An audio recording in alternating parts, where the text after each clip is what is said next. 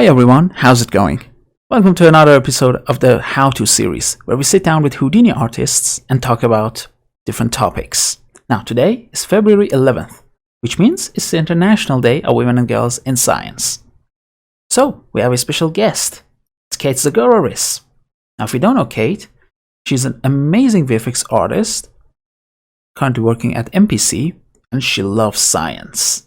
In fact, if you check out her website, katexagoraris.com, you can come across a lot of interesting articles here, from a history of Houdini to quantum physics, from squid simulations to music and VFX.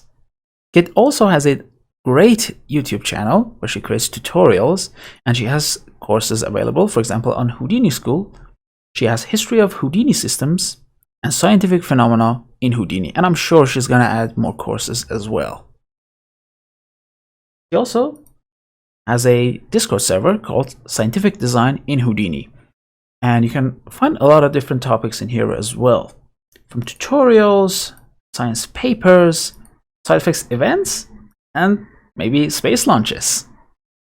So today, Kate and we're going to talk about science, how to approach scientific visualization, how to understand these topics, where to start, some of the interesting stuff that she likes, and also we're going to talk about the role of female artists in our industry.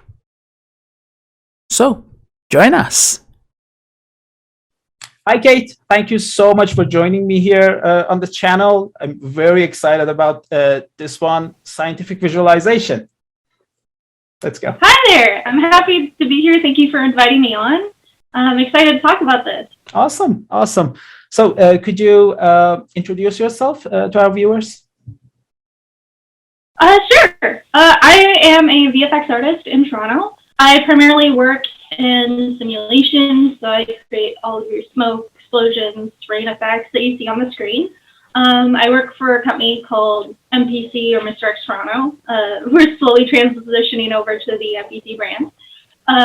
Outside of that, I also work as a teacher. I teach for several online and in-person colleges in the Toronto area, as well as schools like CG Spectrum. I also run a blog where I collect information on scientific visualization and Houdini.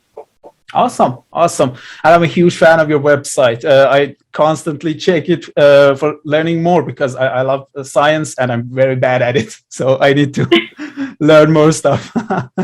Okay, so how did you get into scientific visualization? It was a little bit of a slow start. So I think I kind of credit it now to when I was growing up. I was one of those kids who wanted to be an astronaut until she was in grade 11. But then life happened. So, so I was always really interested in science, and I would always be participating in kind of programs or extra credit courses at universities near my house where I was growing up. So McMaster University was a campus that I would visit pretty often. And it was just so fascinating to me that I knew that I really liked science.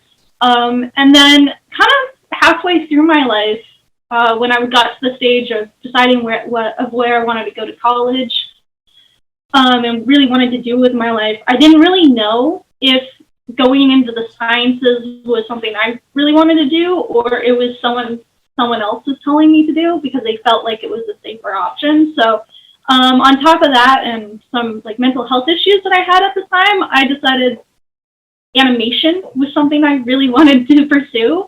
As you know, I had never really experienced the arts before. I didn't really grow up in like a strong artistic family at the time, so arts was very new and exciting for me.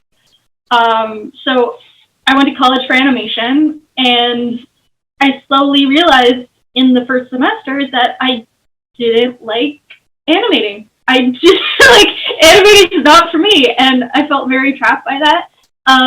So I started getting permission from the correct teachers and, pursuing VFX in my final year, and I ended up graduating as like the first female effects artist from that program, as a primarily produced animated or animation-based artist. So that was fun. So the science side of like me pursuing it, I think came back because at that point in my life, I just shunted out science completely. I thought like, I'm on an artistic track. I don't need science anymore. I'll never need to use mathematics or anything. I'm free. But then I went to a studio and they had this big Incredible Hulk poster underneath my desk and above my desk, and so I had to look up and sit underneath it every day, and I had to look at it, and something just clicked when we were working on The Boys, and it was just like, I want to figure out how this movie was made, and I looked into it, and as a big comics fan, I was like, well, the Incredible Hulk is born out of atomic sciences, like there has to be some science in that movie. There's not. There wasn't any. So it was very disappointing for me when I was researching it. And so I was like, okay, does any movies whatsoever use science? And that's kind of how it kind of started. I was just trying to prove to myself, like I was in an industry that was looking beyond art and combining ideas beyond just artistic form. And that's kind of how I started incorporating science into my blog. So that's kind of where it kind of started. It was just getting very angry at a specific shot on The Boys and just looking up at a poster.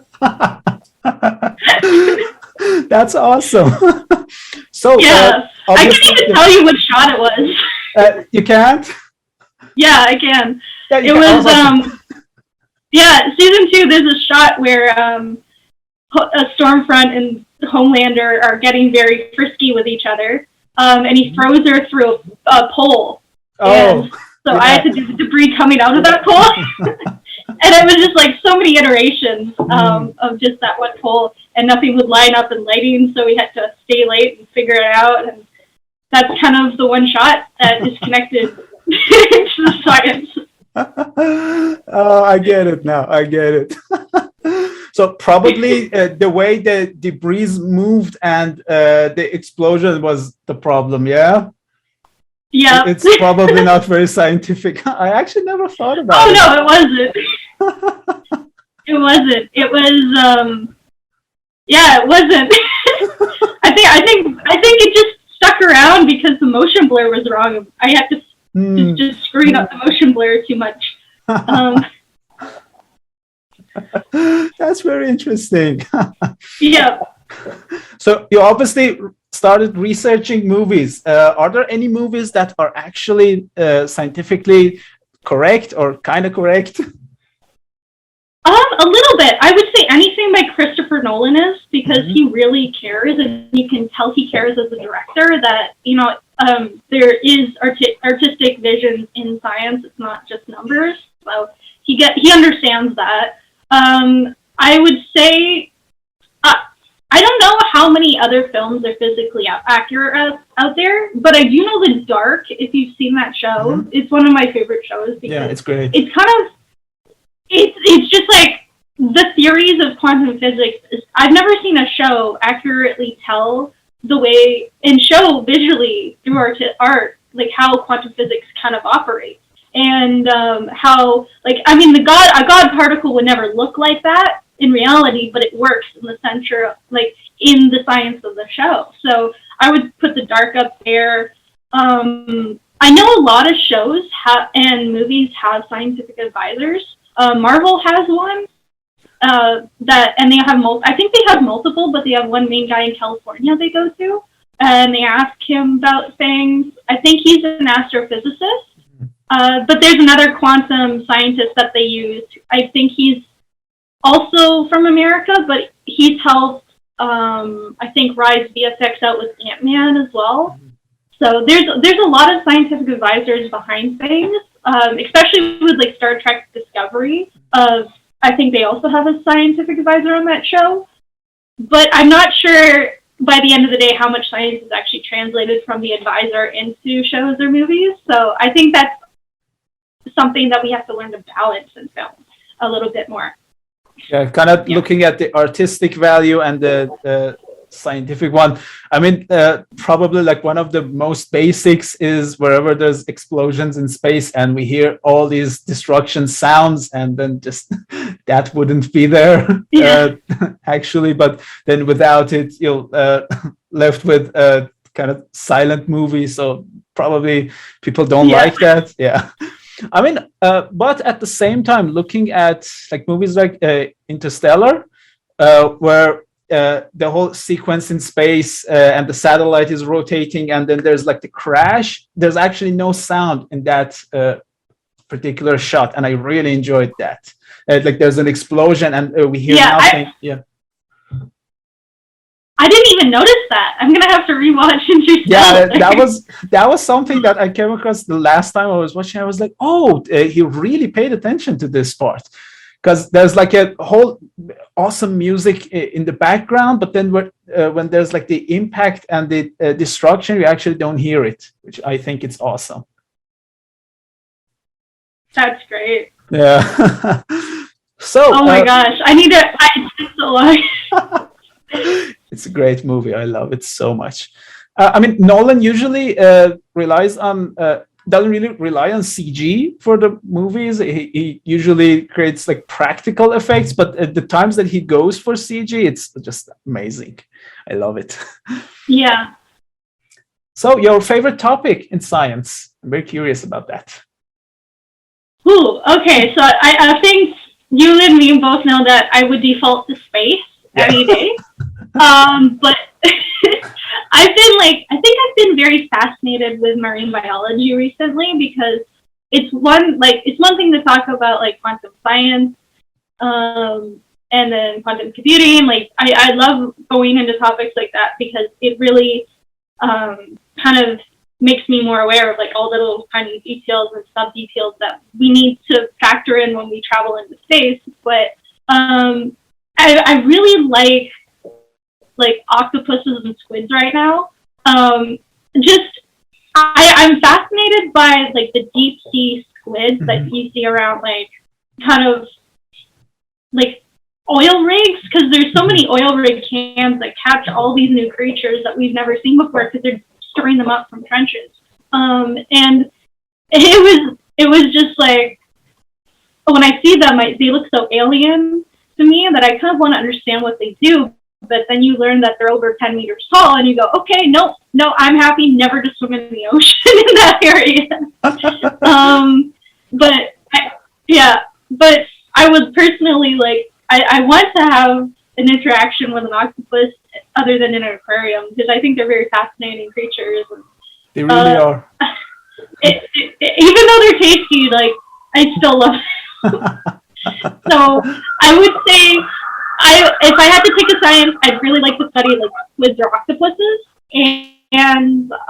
But if space-wise, I really like looking into kind of atmospheric sciences on like exoplanets, because there's so many possibilities out there and so many different kind of chemical reactions. So I kind of wish like I could find more resources to cover like extraterrestrials and VFX and like how, and make an article like deconstructing like, okay, if we're gonna build aliens on a planet for a show and then has this atmosphere and this like environment, then the aliens have to look like this. Like, I'd love to start creating articles like that, but they're very specific, so I have to wait until I have like the basic stuff on my site to do that, so all the foundational stuff is there.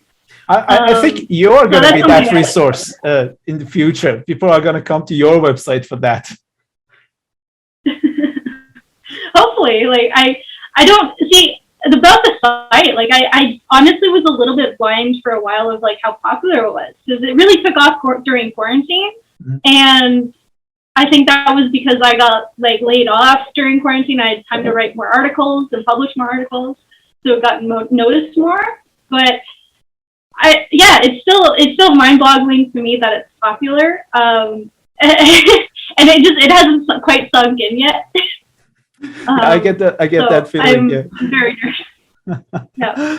Yeah, but I mean, your website is really helpful. You have so many articles. And by the way, talking about life under the sea, it's actually one of the topics that right now I'm very passionate about. I've been researching it quite a lot, especially like the Precambrian era and like the whole Cambrian explosion, is it called? I think, yeah, where life kind of gets weird. That's what I loved. So I have like a whole board on Miro where I just have like different references of these creatures and like the way they've been going throughout history. It's just a very interesting topic. I'm so glad you like it too, so we can talk about this a lot. Oh yeah, I'm also kind of fascinated with like fossilized sea creatures. Like I love coelacanths. If I could write an entire article on coelacanths, I would. They're just a living fossil, and they're there. They're massive fish. And they're critically endangered, and they're in Madagascar. So, that's kind of one of my list to do articles, but nobody really knows what a coelacanth does anymore. So it's kind of hard to find 3D models and references of it. But the ocean is very interesting. Yeah, it really is. In my course that I did for Houdini school, the final project is actually something under the sea. My topic for the course was actually alien life forms, but I was kind of, during the last session, I was like, if you're gonna look for weird and alien creatures under the sea, under the oceans is like the best place to look for them. There's so many weird things out there. And it's just awesome. Yeah. Oh man. Yeah, but coming to the surface, I really want to personally. Yeah, no, continue. No, there's like a lag here. My internet is terrible, so I thought you finished, but yeah, continue. Oh, okay. Never mind. I was going to go off on a tangent, so you can go on to your next question. No problem. No, go. Okay, because I was going to just talk about like how I kind of wish that as much as we're doing like space travel up into like the atmosphere, how space travel is very popular right now. I'd love it if somebody could set up more underwater hotels. Yeah, I would love to check that out and just be the fish. Yeah. I was watching a podcast recently where the podcaster was talking to like, I think he was an ex-astronaut or like he trained to be an astronaut or something.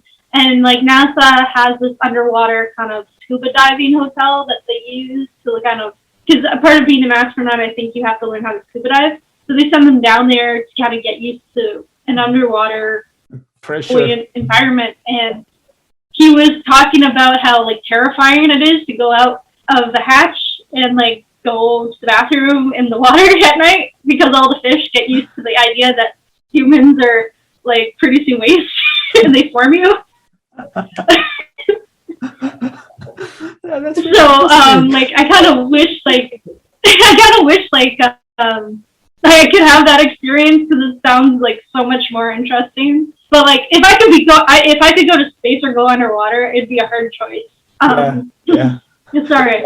Yeah. Yeah, I can swim, so I'd be probably more terrified to go into the ocean than to going to space. But I would really love to go, like somewhere like Marinara Trench. I feel like that's like such an interesting place to go.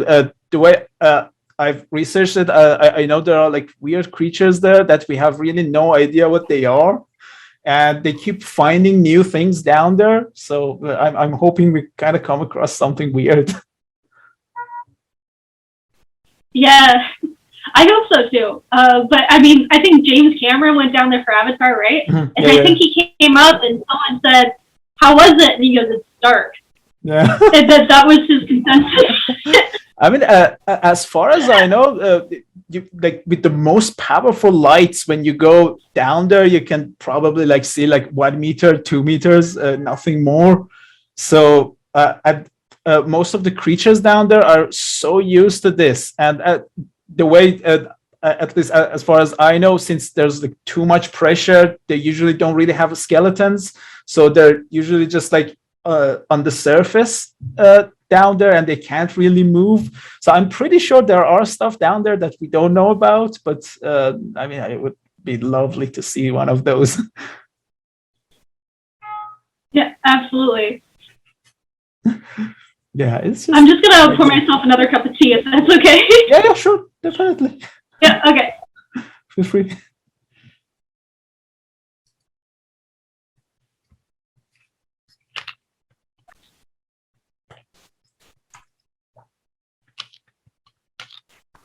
All right. Okay, so we talked about the sea and the ocean. Let's go to the surface and geology, and especially minerals and crystals, which is just one of the topics that I absolutely love. And I just find myself looking at minerals every day, just researching them, seeing how they work. Yeah. Like rocks and minerals, I'm also a lover of them as well. I think like I'm just one of those weirdos where if you take me to the beach, I'm not going to swim. I'm just going to collect the rocks. Yep. I like rocks more than I like swimming.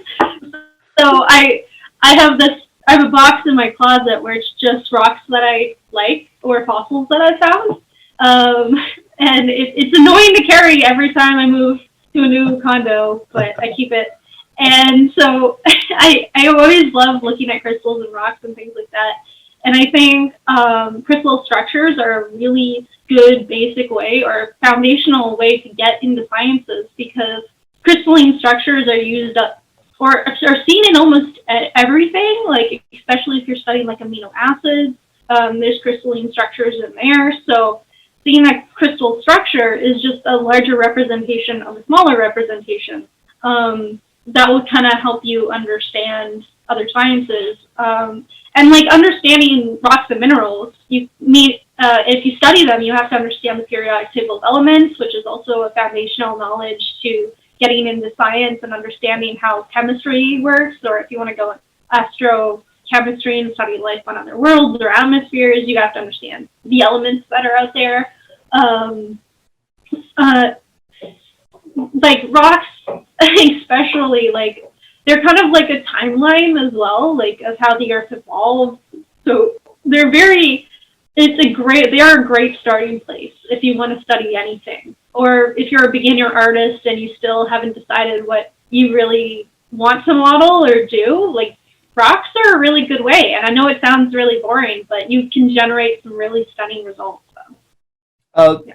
I can say that it's absolutely not boring, because I've had some of the best times of my life just designing crystals and designing. And I'm pretty sure the viewers also agree with me, because I have a tutorial about minerals on the channel, and it's pretty much like the most watched video on my channel.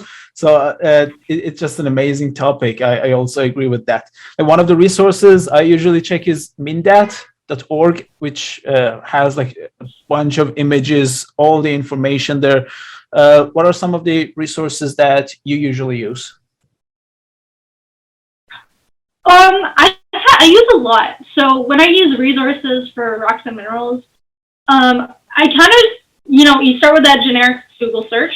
So like I think you mentioned minerals.org, so I've gone to that. That one's amazing. I also kind of do that general Google search, because like your regular science sites for kids will pop up, and you have to wade through them to find the good content. I don't use Wikipedia anymore. I found a few interesting wrong sources on their site.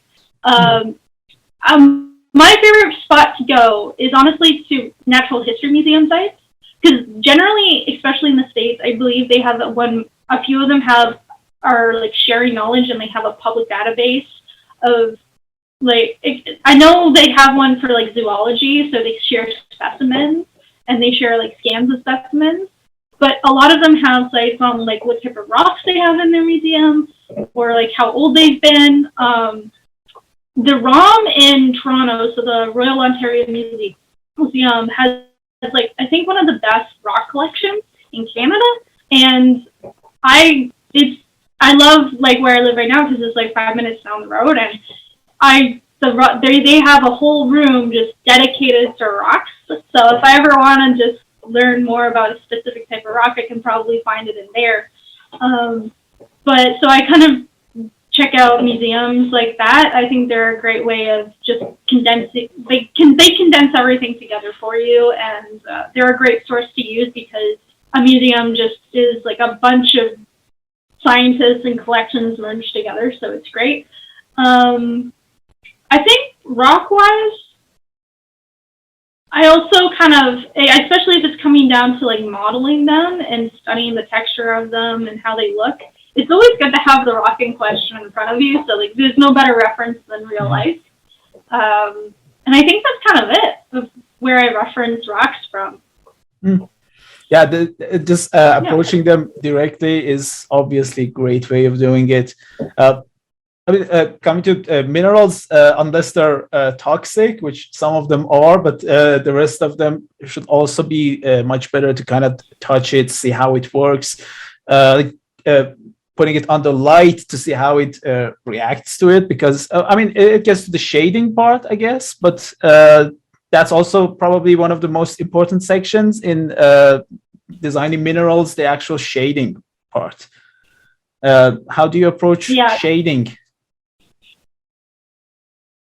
Ooh, well, I'm not the greatest shading artist, so I always double check of how my model looks. Because if you're doing something like really refractive, you need a lot of different planes and cuts and the geometries to create the different refractions going through it. So making sure the model is very, very accurate to what you're trying to build. So if you're building, let's say, a gemstone like a sapphire, if it's like an uncut sapphire, it's not going to be as sparkly. It's going to have kind of a matte texture to it. So you want to play with like the index of refraction when it comes to mirrored materials. You always want to factor in if the stone's been cut or not, because generally if it's been cut, it's going to have different refraction areas where the light's coming in. So that's where I kind of start to judge how I should shade something. I always like using the principal shaders in Houdini because they give me a lot more control than just putting down something like a glass shader. Or I go in and use the material builders. So I think the trick with a lot of gemstones is just judging your idea of like playing with the transparency and like reflection as well. Because as well as like the subscattering, because some have like, if they're, the name is failing me. It's what are the white gemstones called again? They're very popular. They're like they're in the amethyst family. I don't remember as well. Quartz. Oh yeah, right. Yeah. So if you're doing something like quartz, sometimes quartz will have like a rainbow in it if you play with it in the light, or if you're doing something like an opal. So I think like subscattering you'll want to turn on for that. So it's always and probably the caustics as well if you want the rainbow. Caustics, yeah. And then you also really want to play with your lighting, because if you don't have any direct light going through that crystal, don't expect any like scattering to happen. So that's kind of how I approach them. I just first play with the lights, play with the model, and then I do my materials last, because I find that's a really good way to make sure everything's kind of working in the scene. Yeah, definitely. Yeah. And of course, in my experience, adding cracks also really helps it to just kind of have some planes interacting inside, so you get like all these nice cracks on the surface. But I guess it really depends on the type of mineral you're modeling. So if you have like a very polished quartz, you really don't want to add like too much to that. Maybe some bubbles as well. I don't know. Those seem like good solutions. I usually work with Redshift, so my approach to shading is always a little bit more simplified. Like I don't really have all the options that come from the principal shader, but I guess it's more manageable, easily manageable, because it's a simpler setup.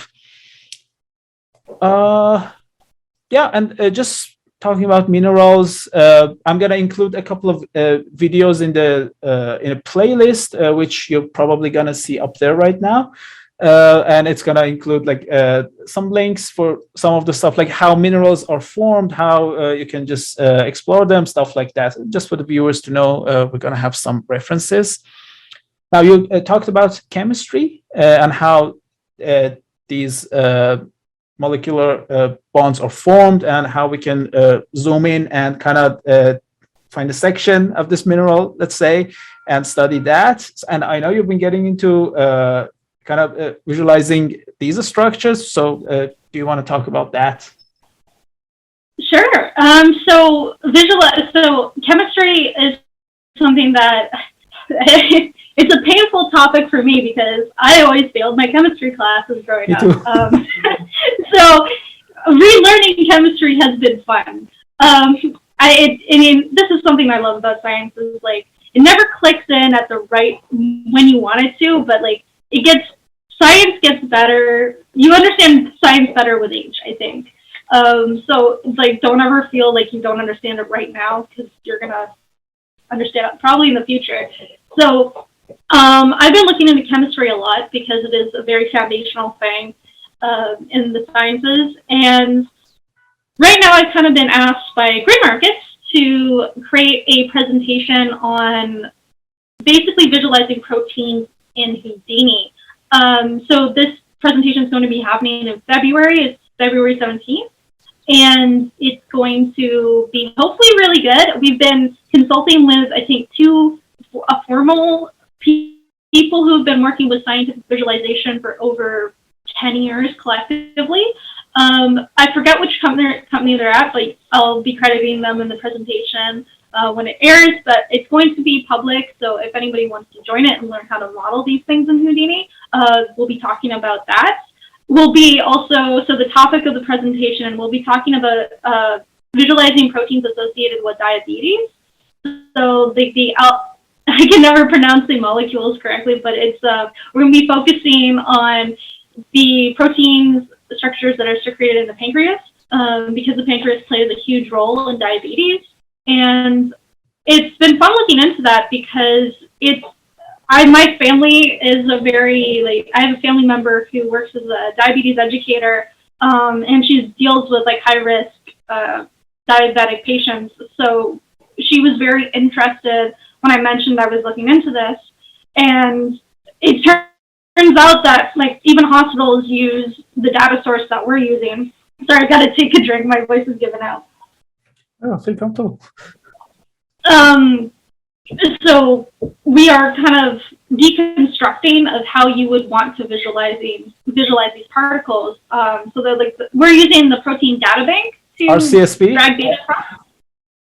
Yes. So we're using that to download data from, and it's been fun because there are 3 different models that you can do to model things with the data. You can build wireframe. I think it's wireframe models where you're visualizing the very tiny molecules associated with the protein individually.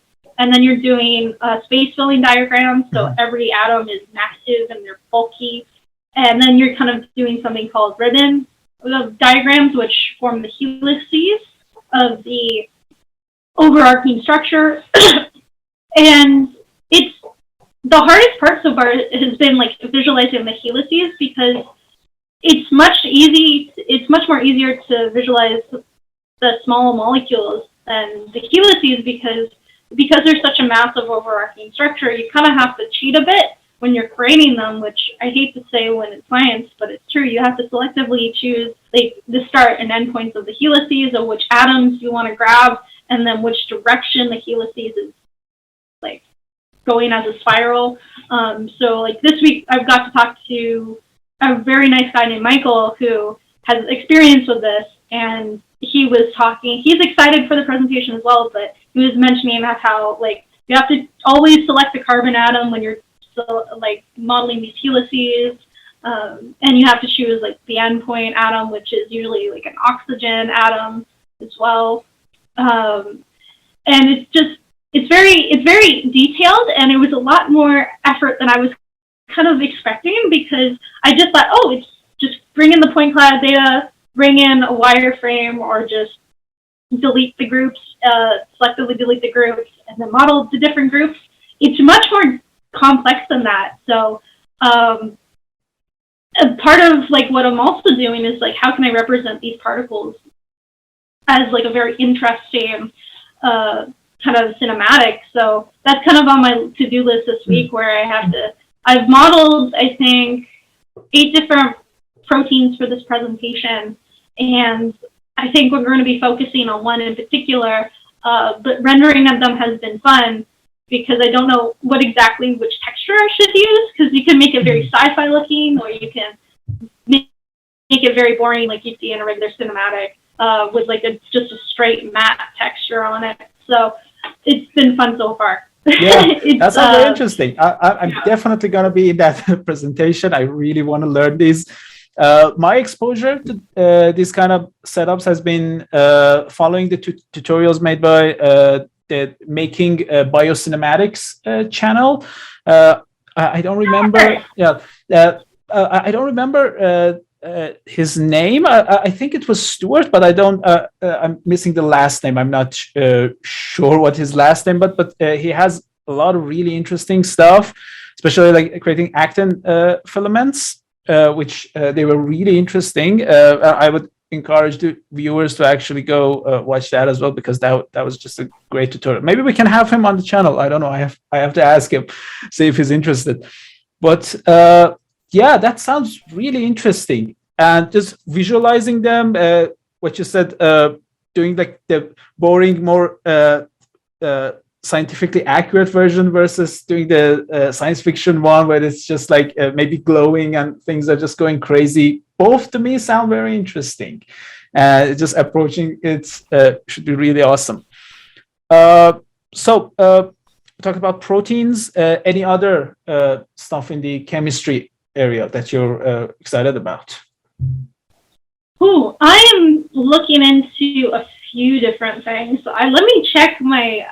I have a data bank of articles. I have a big Google Drive where if I find something interesting, I write it all down, and I start like finding all the resources for selective articles. So and I know on your Discord channel, you also have a lot of sections for that, and it's like an open library where everyone can also submit, if I'm not mistaken. Yeah, so the scientific visualization Discord, I kind of started that because I didn't know of too many like Houdini scientists out there. So I just started it, and the idea is that it's for if you don't know which resources to use. If someone says build that's physically accurate, or add science into something, or someone has the opportunity in a production to add science, I would say what we're kind of doing is just selectively kind of building databases that people can pull references from, and also if they need resources to kind of, I would say like plugins for Houdini to make things physically accurate, or they want to say, okay, how is NASA visualizing something and how can I work this into my workflow? So there's different references like that. There's also, I think, a lot of different sections for people to brainstorm as well. So if people want to kind of pull kind of references for their work or post what they're doing or had input from the community, there's other things for that as well. But kind of back to the chemistry. Sorry, my voice is giving out today. No. Let me also take a sip of water. So the chemistry, I think right now I'm kind of looking into sonoluminescence, which is kind of, if you've ever seen a light, these are kind of popular videos on YouTube where people kind of do slow motion breaks of like lightsabers, and they kind of emit like a cracking bluish glow when they're broken.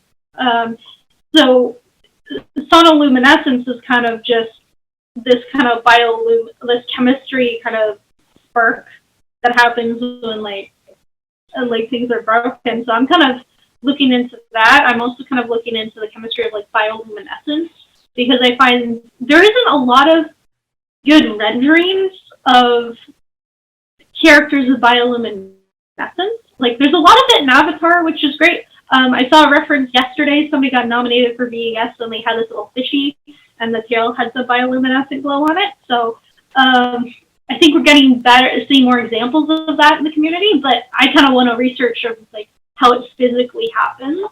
So that's something else I'm looking into. Yeah, that sounds really interesting. And maybe can do like some sort of simulation where it's actually like scientific, so something is happening, and by that reaction the light emits, which would make it probably much better compared to just like putting an emissive material and just kind of faking it. Yeah, okay, so anything else before we move on to another topic in this section? I think that's it. So we talked about under water, we talked about surface, now space, which probably is the most exciting one. So obviously there are a lot of topics when it comes to space. Probably black holes are the most exciting ones, but also like we have strange matter, dark matter, antimatter. The gravity itself is like a whole different section. How do you approach learning these? Because the physics gets very complicated. Yes. So, pardon me. So, kind of how I approach, like, looking at, like, dark matter especially, because I think it's easy in a way to approach it because there's so many unknowns. Like, there's hypothesis of what dark matter is. We have a good idea of what it might be, like, seeing photons. I think that's the greatest idea of what it actually is. And then, but it's kind of visually also see it, even though we can't because it's dark matter. By the way, it just holds the universe in place. So I think a really good way to like approach topics like that is once again, like have a very good foundational knowledge of just the particles that exist in the universe. So, electrons, atoms, quarks. So get used to your fundamental atoms and then go, okay, what is dark matter and what particles could make up dark matter? And then suddenly the science becomes a lot easier to read because now you understand terminologies associated with those particles. You can understand what particle spin is. That's a huge part of understanding anything to do with like quantum physics. Particle spin is hugely important. And there's different types of particle spins. So once you kind of understand that and you understand what crystalline structures are, you can kind of start to read about quantum and atomic particles a lot better. So that's kind of where I'd recommend to start. Dark matter is a very interesting topic because as I said, we don't know too much about it other than it holds our universe together. And we certainly have even less knowledge on dark energy, which makes the universe grow faster. So it's kind of like understanding those chemical reactions and why those systems might be there first. And then that will probably help you understand it a lot better. You can also start like observing those structures and those sciences from far away too, because we know that I think there's been some wonderful simulations of the cosmic web where they've used like funguses or mushrooms to map out the structures of the web.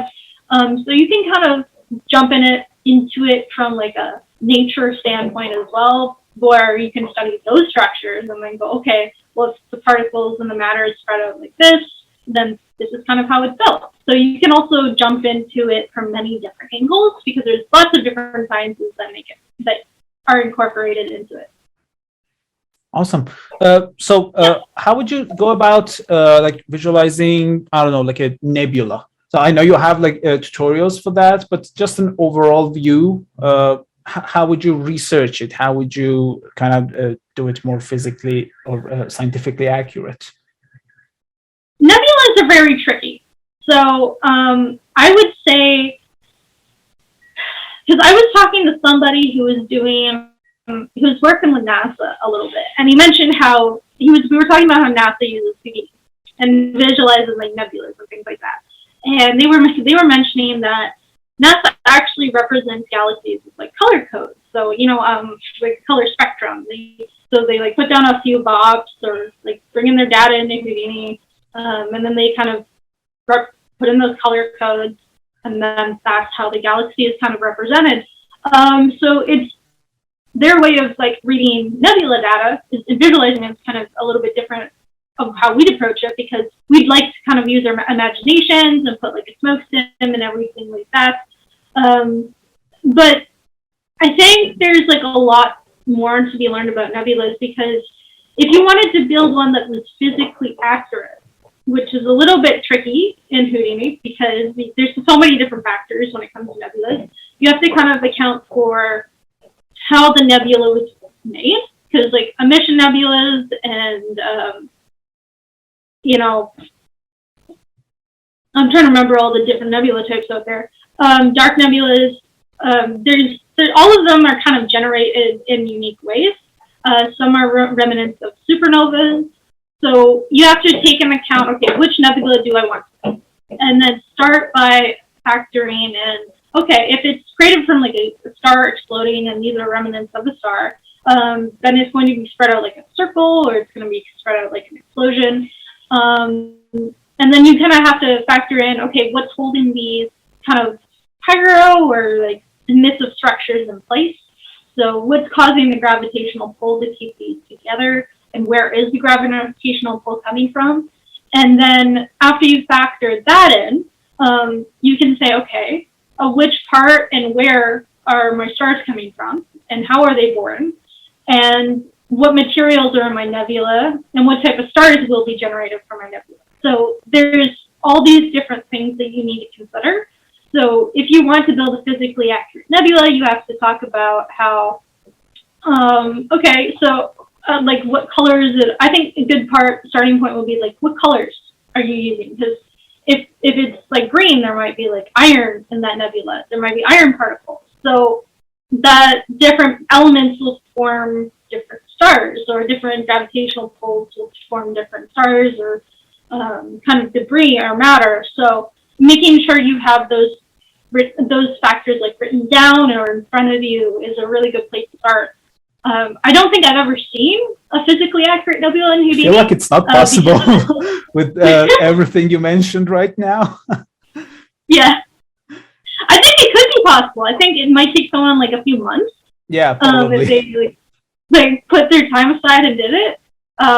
And I think one person I know could do it, but also it really depends like how much time you have in your hands when it comes to doing that. But probably faking it would be much easier and faster to kind of like do a pyro simulation, do a smoke simulation, and then just like random points there to kind of get some fast results. Talking about like the basics of essentially talking about space, what are some of the topics that like we need to research? I mean, there's black holes, there's or like dark matter, as you mentioned, antimatter. What are some of the other things that someone that wants to get into this type of stuff need to know first before actually approaching it? Well, there's a lot of different, like, I'd say, science holes in VFX right now, because there's not many, I think, people looking into certain topics. I would love to see people kind of explore kind of archaeology more. There's a huge industry in archaeology, and I've only really seen one artist, and he's not even an artist anymore. He's a professor at Ryerson University, kind of use Houdini for archaeology purposes. So I think if we had more references of that out there, and we had more people looking into that, that would be great. And I would say, like, if people want to start out incorporating science or building something in Houdini that is kind of accurate, I would say pick something that really interests you, even if it's rocks, or even if it's something small, if you really are into flowers. That's a science too. Bring what you love to the table, because if you don't like the subject matter you're researching, you probably won't create a good result. So that's where I would recommend starting. But definitely, if you want to pick something that's never been done before, or you feel like there's not a good amount of references out there in the software, go ahead, do it. Everyone needs to see this. Adding to the community in a whole new different ways. Yeah, definitely. A way to keep it active and growing. Yeah. But just more specifically talking about space, I feel like there are so many topics that you kind of need to know before getting into it, like quantum physics. I just have no idea how that works. I've tried looking into it, like I understand some of the basics, but besides that, like there are a lot of stuff, like you get into like string theory, and then you're like, what's happening there, and then you can pursue it, go see what's the collider. Is it in Sweden or is it in Switzerland? I'm not sure which one was it. I think it's called the Large Hadron Collider. Yeah. I like stuff that happens there because there's just too much information, I'd say, on some of the topics. But going back to like a black hole, can you explain to us how a black hole works in a very like simple way, not making it too complicated? Whew, okay, so that's interesting because I'd love to, but here's the thing. I've kind of avoided talking about black holes on my site because there's been so many references and so much done surrounding black holes in the Houdini community that I felt like it was not, putting a topic for it on the back burner was a good idea. But basically, what a black hole is kind of, there's a lot of hypothesis around it. People believe them to be wormholes, and that if you fall into them, you can't escape them, or they're large gravity wells in outer space, which I think is the most reasonable hypothesis. There's some evidence and some hypothesis to say that they are created from supermassive stars that just collapse in on themselves and just create this huge, massive gravity pit that nothing escapes from. But saying that nothing can escape a black hole as well is a little bit interesting, because I think I just recently was reading a paper that somebody said, no, you can escape a black hole. But I don't know if it's been, properly cited yet, or if the results have been also replicated. So I think it's a very early study. But they're interesting in the sense that they're invisible, just like dark matter. We can't see them. They are highly, we don't know where all the matter that ends up in them goes. We know that they are at the center of most galaxies because their gravitational well is so massive that they pull anything towards them. We know that they have spin because that's how galaxies get their unique kind of structure. So I think the whole part with studying black holes right now is just to figure out, hey, where is the matter going? What does the black hole do to the matter? Does it deconstruct it? Does it spit it out? It does spit out certain matter. Once I believe it's just spaghettified it and broken it away. How do black holes really look? We have a better understanding now because of Interstellar of how they look, and also we took a picture of one. I think in 2019. So I think kind of visualizing it and also kind of seeing how it looks up close is something that we're studying, and I think they're quite a popular topic because they're just so unknown, and there's one of the largest objects in the universe, and we know nothing about them. So I think it is a very fascinating topic to cover. Yeah, definitely. And on your website, you have also something called the strange matter. And I actually started researching it because I had no idea what that is. And correct me if I'm wrong, but as far as I know, when the collapse happens in the star, if the gravity wins, we get a black hole. If the matter wins, we get a neutron star. And in the core, we might get these strange matters when it's too dense. And I have a note in here, which I've written down. It's probably the most stable form of the matter, and it can kind of be infecting other matter if it goes through them and touches them. So do you have any think about these phenomena? Yeah, so strange matter, I think that strange matter hypothesis is interesting, and I love studying it because you have this, what would our universe look like as strange matter? Nobody kind of knows, but it is one of those hypothetical particles out there because every particle in the universe has kind of their own counterpart. So every electron has that's what antimatter is. So we have regular matter and then we have antimatter. So everything has an equal and opposite reaction and also a counterpart in the universe. So strange matter is a counterpart for another particle that I can't remember off the top of my head. It's very hypothetical. And as you mentioned, yes, it can basically, anything it touches also becomes strange matter, which makes it very dangerous. We don't know how our universe would look if it was strange. We probably wouldn't know how it would behave. And viewing strange matter or strange matter filaments we've never observed directly before. And I believe even CERN had to say, hey, had to put out a press release to say, we're not going to create strange matter. Everyone calm down. We're not going to kill the universe because it's just so dangerous and so unknown. But one of the reasons why I wanted to write about it is because I'm a comic book. I love comic books.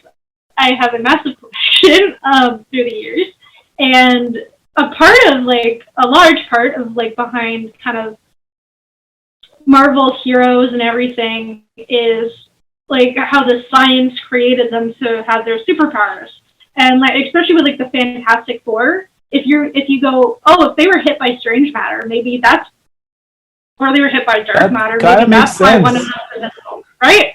So I wanted to kind of cover that in case we ever get another Fantastic Four reboot and somebody's like, I need it to make sense. I need to make it a little bit better than every other trilogy that's happened in the past couple years. So that's kind of what that one was for. And it's a very kind of unique niche, and strange matter is also kind of divided, I think, in the science community, where some say it's never going to exist and it never has, and then some of them are like, yeah, it's probably out there, we just need to find it. I'm somewhere in the middle because it's a particle. It probably exists if we kind of understand from our understanding of the universe now. So I'm kind of interested if that's going to be one of the scientific discoveries we kind of see in our lifetime, if that's going to happen or not. That would be really cool. I mean, talking about the stuff that scientists believe they exist, or some of them say they don't exist, there's a whole list of them, searching for black holes, you come across something called a white hole. And a lot of the scientists say this doesn't exist, but then there are some that say, yeah, it works opposite way a black hole works. So instead of absorbing matter, it kind of spits it out. And there are theories that, when something goes through a black hole, it comes out from a white hole. And it just sounds very weird, but some people do claim that. It's very science fiction-y, I should say. So it would be really cool to have something like that, but probably that one is a stretch. Oh yeah. I mean, I want to think about that. I mean, it would make sense, and that's a good hypothesis. I don't know if it's real, but that would be cool. Yeah, but it sounds really interesting. I mean, science fiction is probably what brought all of us into this field, just visualizing weird stuff that happened in space, or from lightsabers to anything we see right now, the cyberpunk style. It all kind of revolves around science. And again, and I think this would be the last topic that we talk about in this section, visualizing these. Of course, we talked about nebula, but if you ever want to visualize a black hole in Houdini, obviously, how would you approach that? Ooh. I don't know. I'm putting you on the spot.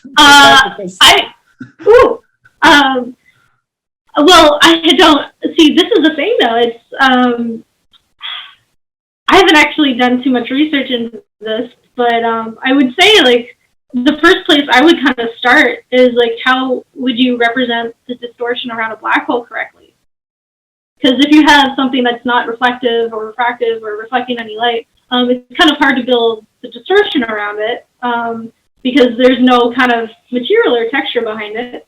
And also, if you kind of study the black hole in Interstellar, and I think all the papers from that movie that Kip Thorne made are available to the public. And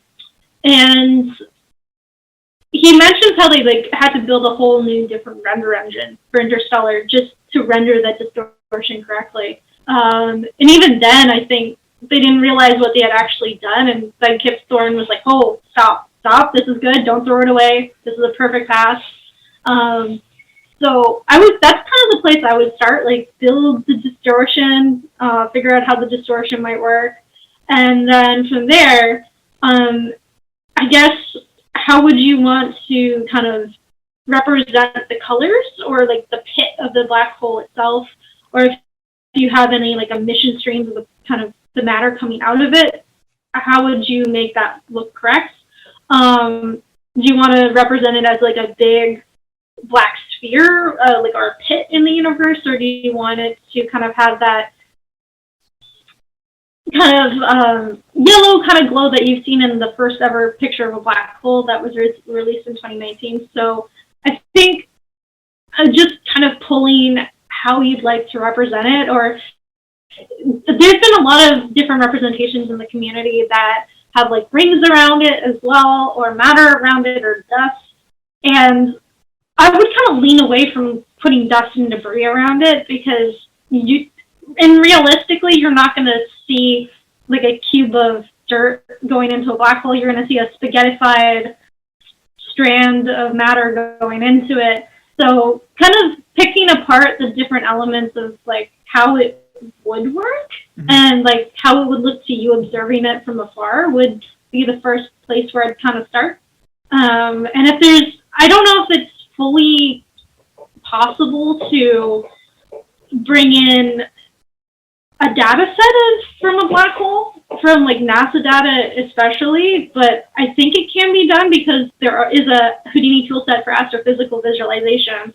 So, and I think some people who helped build that toolset worked on the original interstellar black hole. So I think they might have a data set available, and that would be my other place to kind of start. That sounds really promising, just having it data set. The most recent visualization of a black hole that I saw was in Eternals, the Marvel movie. And kind of at the end, I mean, I don't want to spoil anything for anyone if they haven't seen it, but the Arishem, the celestial, comes, and there is a black hole effect there. I mean, technically, it's probably not a black hole. I'm not sure, but it really looks like one.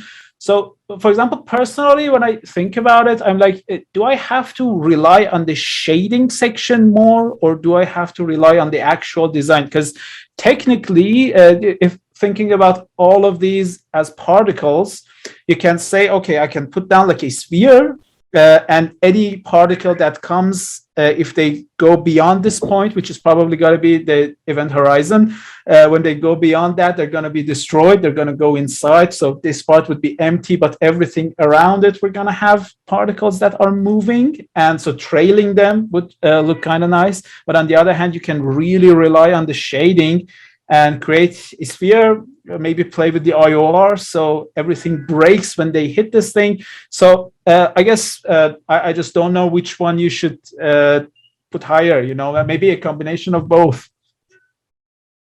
Yeah, that's actually that sounds a lot more interesting. I think what I would like to see from the Houdini community is if it's possible, just to kind of get a group of artists together where everybody's on the same page of building one particular scientific object together as a group, and then one person can work on one thing about it, one person builds the base, and make sure everybody can input their data successfully or sims correctly. One person does the research, one person renders. I would love to see a little group of people come together and start pumping out physically accurate renders of Houdini, because it's definitely possible, and especially from a black hole perspective, artists can do it on their own. I think Matt Ebb has one of the best representations of the black hole in Houdini. So sorry, your voice cut out. Who? I couldn't hear. Matt Ebb. Mm-hmm. He has one of the best Houdini black holes out there.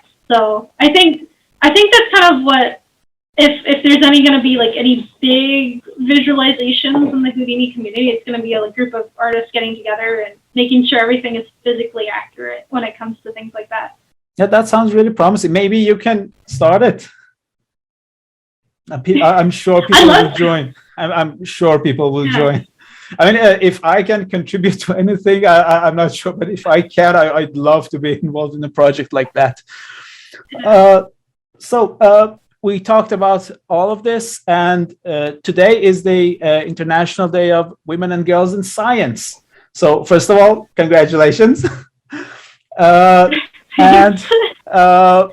We're just gonna talk about this section because it's really important, like the representation, the whole idea to celebrate these. And just as a side note, also talking about the role of female artists in our industry and like the overall. I know you have a great article, a history of women in VFX, where you start from Alice Guy Blaché, if I'm pronouncing it correctly. I'm not sure. She was the first. I think so. Yeah, she was the first female artist. Yeah. Yeah. So sorry, I interrupted again. No. I'm very sorry. It's the lag. Yeah. But yeah, that was fun to write, and I kind of did it for myself because I think I started planning it out when I was working at a studio, and I was their first like female artist to work in that department, and I was kind of alone because looking back on it, I was very alone because I think I was the most junior artist and everyone else was mid to senior or a lead or a supervisor. So I was kind of out of it, and I was just under the impression that there wasn't any of us in VFX. So I was just like, I need to prove that this isn't true, or like, where have we contributed in film? And so that kind of started my deep dive into the topic. And it wasn't anything malicious I was trying to do, or like, I wasn't trying to like be like, oh, women have done everything in VFX but I wanted to just create a timeline where we can map like historical events and people joining. And I think it was very interesting that like from a CG perspective, women didn't really get a lot like involved in VFX until like I think the late 70s or early 70s, because I think the first female matte painter was in the 70s, and we only know she exists because one guy kept on taking photos of her working without her permission, and it just kind of kept so it was like you can see her in the photos sometimes just going, don't look at me, I'm doing my work. And I think the first example of like an on-set special effects artist was Melissa Patrick for The Creature of the Black Lagoon. And it's so these like trying to find where all these kind of women fit in to the bigger picture was very interesting. And then also finding more about like people who have really inspired me to go into VFX, because the first woman I only knew in VFX for a while was Deborah Fowler, who is a professor down at Savannah Arts in Georgia, and she was the most prominent woman in VFX for me at the time, because whenever you Googled women in VFX in, I think, late 2018, her name would pop up, and I'd be like, okay, cool, I guess there's one of them. That's cool. And so she was a big inspiration for me because she was like the first kind of, I guess, inspiration also for my site as well, because she has a site on knowledge she does with her students and also references. Some of it is available to the public, some of it's not, but that kind of laid the foundational knowledge for me to say, oh, I can start a site too, and I can post my notes and things like that. So she's really, I think, the biggest influence in my career. And it makes me so happy when I meet her students in Canada, because they've learned so much and they're amazing artists, and she's doing a great job. But yeah, Alice Blanche, or how I can't pronounce her last name either. She was the first female director in Hollywood. I think she was also the first female studio owner in pre-Hollywood era as well. Her story is very interesting because we don't know too much about her. She was erased from the history books for a really long time. A lot of her movies were given credit. I think she produced over 200 films in the early days of Hollywood. Most of her films have been missing or accredited to different directors. And it was kind of interesting because she rose from she originally worked for a studio that had nothing to, it was kind of the early days of Hollywood. She started out of her career as a secretary of a company that I believe helped make things for camera parts. And then she eventually, her boss said, come with me, and she's in France at this point. We're going to go see the first motion picture ever, which is by the Lumiere brothers or something. And she saw that first demonstration of a motion picture camera, and I think that was the moment she decided she wanted to be a director. And then she did a bunch of films in France, came over to America, started a studio with her husband, who was a producer. Then they got divorced, and then she ran that studio for a while, decided she wanted to retire, went back over to France, and found out all the films that she had produced in France had someone else's name on them, and she was kind of devastated. And the later half of her life was just her trying to prove her existence in her career, because her career was just getting scrubbed from the record books. And she said, no, I've produced these films. And she'd go up to producers and tell them, this is not your film, this is my film. And they would just start blacklisting her from the industry.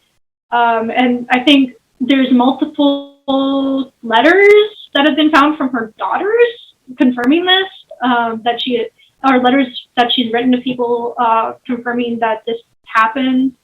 And it's kind of sad in a way, because she actually because she was the first kind of woman in Hollywood, she was the one who was bringing women in and training them to be directors and producers and on-set people. And she helped set the foundation for Hollywood in America, and she wasn't remembered for 60, 80 years after her career ended and she passed away. So it was very interesting to learn about her, because she was one of the biggest directors of all time in her era, and then she had nothing by the end of her life, and it was very sad. That's very sad. Yeah. And I'm not in the industry, so I don't know, but I'm hoping it's different right now. Yes, no. It's the way it's. I would say, so Alice, I think this was in the early 1800s when she started her career. So very different time for women. We didn't have voting rights back then, so I can understand the difficulties of trying to even produce a movie. So I would say, especially in the last 5 years, there's just been, I think, a huge turnaround of how women are perceived in VFX as well. I am amazed by it, because when I first started out, I didn't think I had a voice, and I was treated like I didn't have a voice. And now I kind of see I see a big shift, which is great. And there's more studies coming out that say the workforce is changing in VFX, which is great. But I don't think we're there yet. I think we still need to keep encouraging this and encouraging change, because I find the more diverse environment you have in a studio, and I'm not talking from a female perspective, I'm talking from an artist perspective, the more happier the studio is, because people are just fascinated with each other and will talk to each other more. And we'll all celebrate different holidays, because everyone has a different religion, everyone has a different way of celebrating holidays and days off. So it's awesome in a way, because even if you don't appreciate someone else's culture and diversity, you can appreciate the free food that comes into work. So that's one of my there's so much.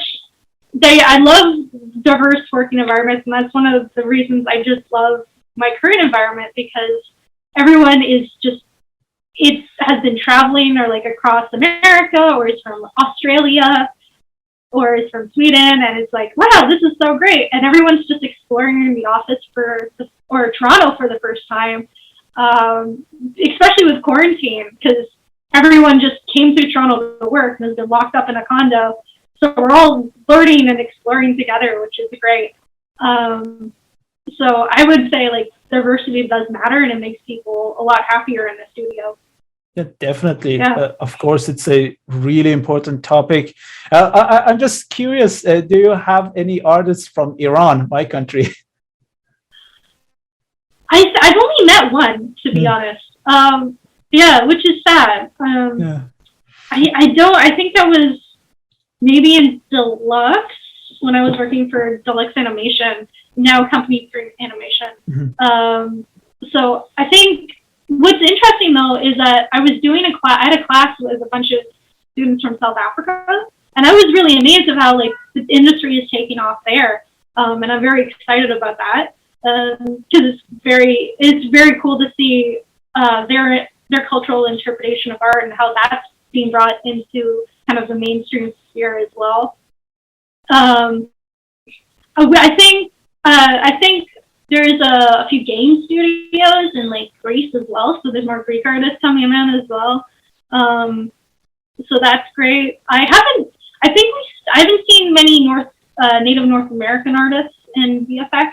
I think that's a huge gap and that is sad for me because I live in a section of Toronto where like I'll walk down the street and there's a lot of native North Americans in my area, and sometimes they'll be out celebrating the culture in the park, and I'll just walk by and I'm like, wow, that's so fascinating. I've never seen this before. And I don't see any representations of that in VFX. And I know that's a huge cultural topic in Canada right now, so I'd love to see more of that as well. So that's something I would like to see in the near future. Yeah, definitely. A lot of the artists that I know, a lot of amazing artists are female. And one of the things that I've noticed on my channel, and I'm curious about doing this, is that on your channel as well, the ratio between the male audience and female audience is just very different. Like on my channel, I have about like 90% or even more, 95% male viewers, and like less than 5% female viewers, which has made me really sad because it's not like that in real life. I know so many amazing female artists, and I just wonder, is it similar like that to on your channel? And do you have any suggestions? Yes. So the ratio on my channel is a little bit better. I think it's, but not by a lot. It's I think 11% women now. It used to be 5% women. So mostly men. I love doing YouTube. And I love being like representing the female club on YouTube. But and I know if some of my viewers are watching, you've probably seen this too in some of the comments. There's been a lot of comments on my voice. I don't know why. It's been like female voice. I know what you're referring to.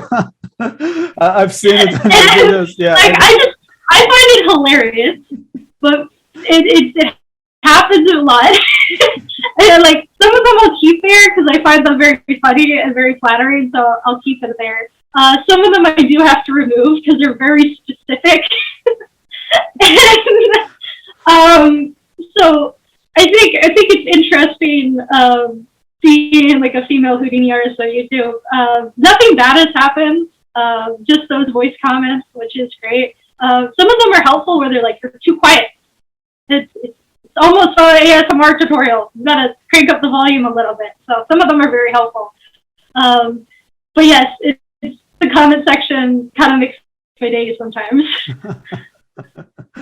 Yeah, that's. I've actually seen some of those comments on your channel when I was watching your videos, and some of them are interesting. Some of them are not so much. But yeah. Yeah. Yeah, but I mean, sorry, continue. No, go ahead. I was just gonna kind of mention like some of them are great. like, I think the comment section on YouTube is fascinating. Like, there's some people who are very enthusiastic about it. I didn't realize how how much helpful, like, surrounding Houdini tutorials. I didn't realize how helpful people get in the comment section, and you rarely get that on a YouTube video. And sometimes somebody will ask a question in my comments, and somebody else will address it before I get a chance to, and I'm like, good for you, buddy. Good for you. And I'm happy, like, I think that's part of being a creator on YouTube is cultivating a healthy environment for your subscribers, and encouraging them to say the right things or ask the right things or explain what's going on. And that's something that's important as well for any creator. Definitely. My channel compared to yours is much smaller and much newer. So it's pretty new, but when I started my first video, and I think it was about like 6 months ago, I had no idea it would get so much attention, because the first video I posted got, I think, about like, right now, I think it has like 4,000 views, 5,000 views, I don't know, but even at the beginning, got so many views, and it was just so exciting for me because people were paying attention. I get messages, people thank me for the tutorials, and I mean, my stuff are pretty beginner, like nothing too complicated. I keep referring to a lot of channels such as yours when I'm learning something and I want to put that, use that in production. So I would like to really thank you for your awesome channel.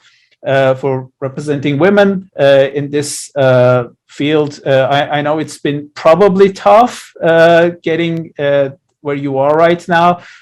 Definitely, it's usually easier for guys. I know that, so I would really like to appreciate that, and thank you for that.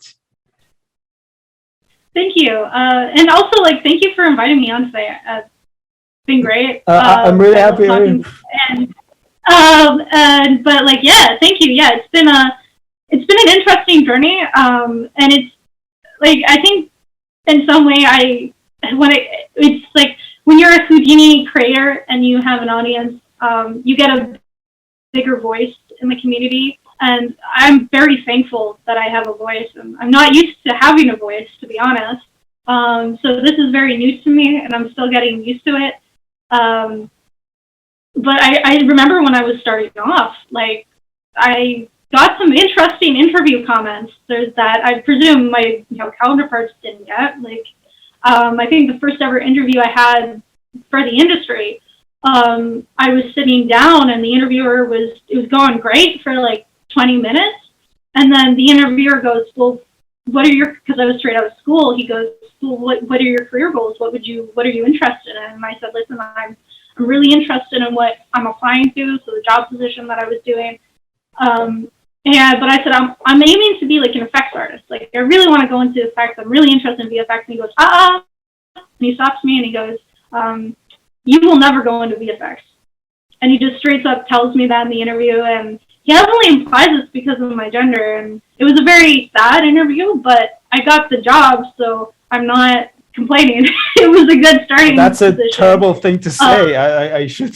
Yeah. That's terrible.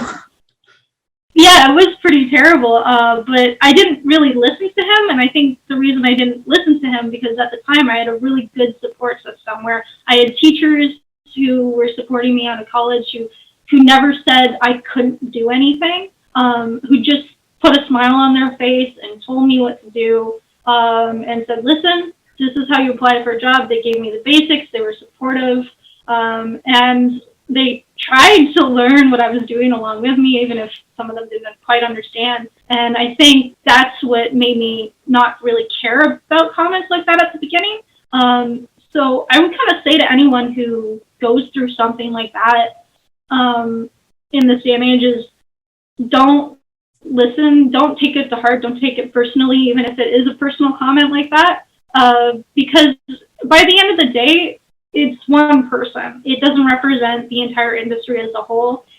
And you know what? If they're saying that to you, maybe working with them isn't worth it.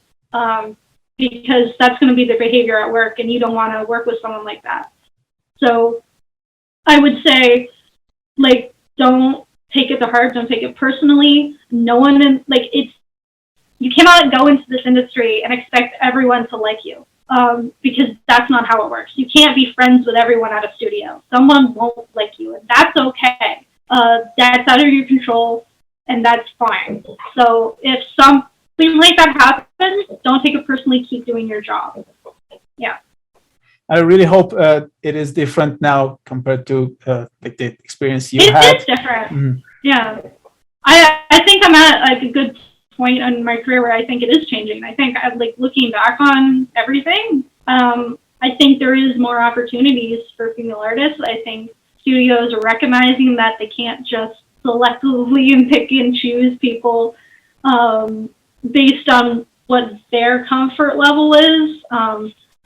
Like, I think the last thing that really needs to be changed about this industry, I think, and this might feed into like the sexism argument, is that some people have egos, and if they see a really good artist, regardless of gender, they might feel threatened by that, and that might play into a factor of why they don't hire someone, why someone gets let go from a company, or if how they treat people around them. So I think that needs to be brought up a lot when it comes to handling difficult situations, and especially if you recognize, like yourself, you get very egotistical or very passionate about something, you have to take a step back and say, okay, why am I feeling this way?